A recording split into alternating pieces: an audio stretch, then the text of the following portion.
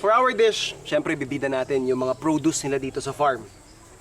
Pinakabida, yung kanilang duck. Syempre, yung tanim mismo ni Ma'am Tenten, yung kanilang basil. Unusual combination, pero feeling ko naman mag-work yan eh. So, we're preparing yung ating aromatics, yung ating luya, yung ating kamatis, syempre yung ating sibuyas. Since ready na yung mga ingredients natin, pwede tayo magluto. So, we start off, heat natin yung ating pan, tapos sear na natin yung ating karne.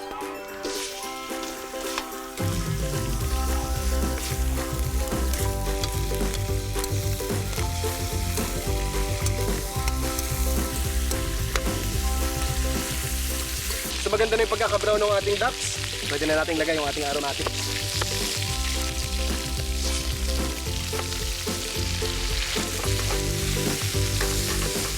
And of course, season natin yan ng salt.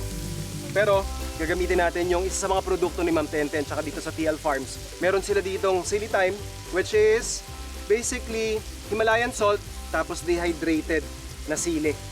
Perfect na perfect panimpla to.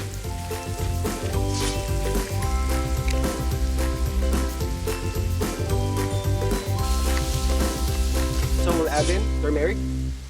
Eto pa, sa pangmaangas, yung kanilang chili sauce dito, yung olive oil. What I like about this product is mas buo-buo yung chili garlic. And yun nga, may sarili silang timpla na I don't think natikman ko na sa ibang mga produkto. Pepper as well. And some sugar.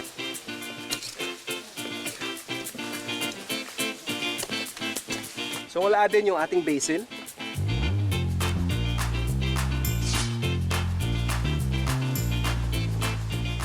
And then finally, yung coconut cream natin.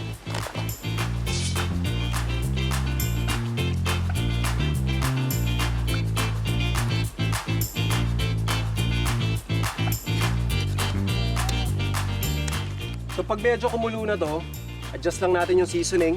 Then tuloy-tuloy lang natin, hayaan natin lumambot yung pato. Pwede na tayo mag-serve.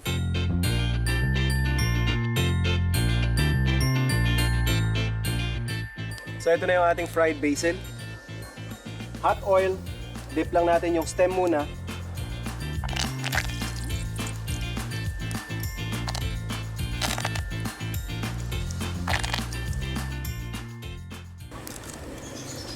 Crunchy. Tapos very mild na yung basil flavor niya. Perfect.